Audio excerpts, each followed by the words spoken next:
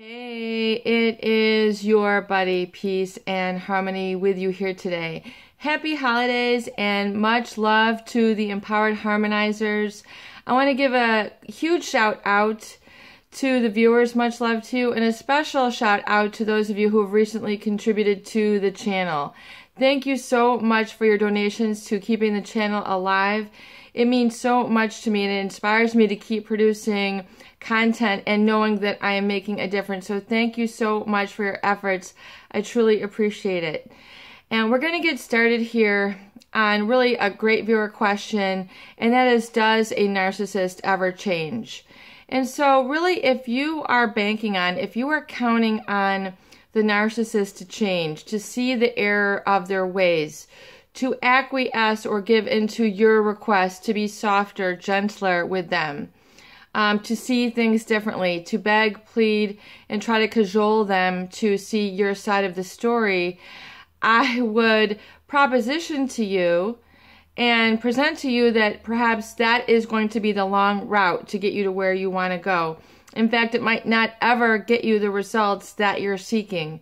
It might only deter you from the happiness, the good life, the happy life that you are dreaming of, wanting, and have originally wanted in the beginning, but you have set aside or put on the bank burner, or perhaps even told yourself that life can never get good for you again, that your life has been ruined. And I've heard many a narcissist or a psychopath try to really, hammer that nail into the coffin for their supply of victims. In other words, saying, you will never amount to anything, or ha ha ha, you are just going to have to deal with the aftermath now. They have no empathy.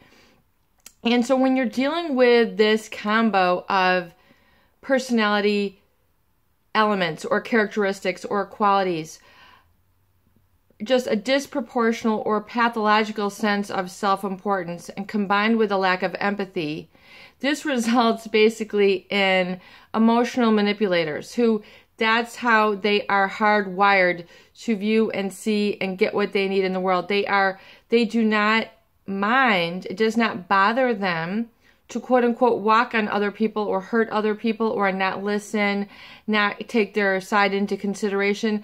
This is just how they are. They're hardwired, meaning that is how their neurology and their hormonal chemistry, their neurobiology is set up within their body. And to try to work on them to get them to change is, you're trying to control way too many elements in your life. You're trying to, control an outcome which is generally based on uncertainty. So you're setting yourself up for, not only failure, but for lifelong struggle and disappointment if you are trying to get them to change or see what they have done and take credit for it or apologize or come to a sense of closure. And so if you are looking to them to change, I beg the question that perhaps rather than trying to go that route and ask that question, I entertain to you to ask yourself a different question, because the soonest you can begin to flip that and ask different questions, you will begin to get different answers and a different energy shift and different solutions, and then life, focus, concentration will resume to you the way that it should be. So rather than asking, will they ever change? Why does this keep happening to me? I'm so sick of this.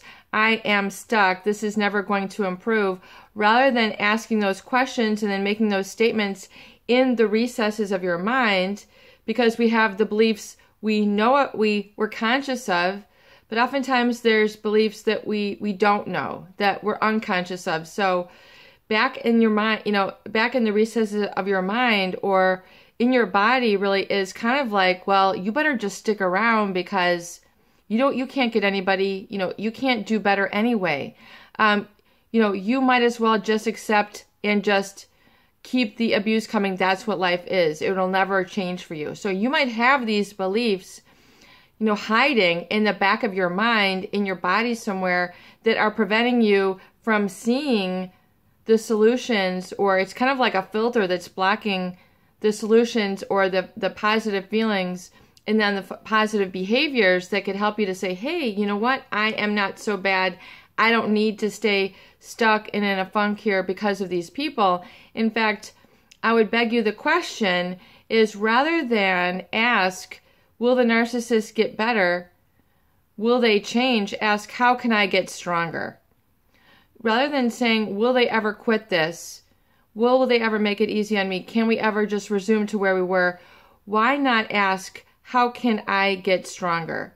Because it's a flip of the question, it's a flip of the focus, it's a flip of the energy. Because they're not going to change. That's how they're hardwired. That's just acting, asking why can't a Chevy be a Mercedes? Why can't a Mercedes be a Ferrari? That's just, they're a different model, make of vehicle, of transportation. And that's, oftentimes that's their personality construct, is that's who they are. And to try to change them, you're setting yourself up for a whole lot of work, and oftentimes an exercise of futility. So rather than asking, will they ever change? Ask, how can I get better? How can I get stronger? How can I get more self-secure? How can I just let it go and feel content and peace and harmony and joy? And then let all the anxiety and depression and self-reproach go with that whole struggle. Why am I trying to control their plate? Why don't I just control my plate? Rather than trying to control what they think, why don't I control what I think? Rather than controlling how they feel, why don't I just focus on how I feel? Rather than trying to control what they're going to text, take pictures of, say, think, or believe, why don't I turn the focus in on myself, and why don't I focus in on what I think, what I feel, and what I believe, and nurture that, and embrace that, and love that, and work and really kind of alchemize that, and move that towards the positive. And fill my life up. It'll give, if I can just edge that out and kind of just elbow that out, okay, I'm going to give a little bit of my breathing space to me now. I'm going to kind of pull it back. I'm going to give my thought space, what I call your emotional real estate, I'm going to give it back to me. I'm not going to let it be run over by vandals, different contractors that are doing a half job and then leaving me with, half a building here. I don't want to live in this sort of mentality anymore. I'm going to now ask, how can I feel better? How can I be happier? How can I work on myself? How can I improve the positive surroundings that I'm in right now? What can I do to bring more light and joy and bliss to my current surroundings right now? What can I do to just feel at peace and content? Even though it's been a long time for me to feel these positive feelings, why can't I just feel them now, just for a brief moment? Why can't I just put my feet up on the desk for 2 minutes and just take a deep breath and let it all go and, just kind of drift off and just feel like I'm in the Caribbean for a moment, or a beautiful garden, or wherever it is that's inspiring to me? Why can't I just go to those places? Why can't I give it to myself? And why am I trained, why am I programmed to give so much to others without giving to myself first? Where did I really learn that? And why can't I just let that go now? Why can't I now kind of reprogram, recondition, and reset my mind and my feelings to not go that route? What I call, negative, orderly direction thinking, where it's setting you back on the wrong path, and it's getting you to a place where you don't want to be in your life. Why don't I engage in some POD thinking, pod thinking, positive, orderly direction thinking? Why don't I just turn it on to me? How can I feel a little bit more relief in my life right now? What can I do in my life to become more prosperous right now? What can I do in my life to become more talented, to work on my own inner genius right now? What can I give to myself that would help me achieve these aims? And what do I really believe, and what do I desire to believe about life? And how can I create more trust and self-trust in my life? What has been blocking me from experiencing self-trust? What has been causing the seed of this self-doubt to really take place? And why don't I just remove it now? Why don't I let it go? Why don't I clean the slate? Why don't I clean the hardware? In fact, why don't I get rid of that program altogether? And why don't I allow the positive feelings to just soak into my body right now, because that's where it is. In my body right now is all I've got. I've got to take care of her. I've got to take care of him. I've got to take care of these 2 feet, these 2 hands, these shoulders, this back, this neck, this heart, this gut, this mind, this heart, and this consciousness. This is what I'm responsible for.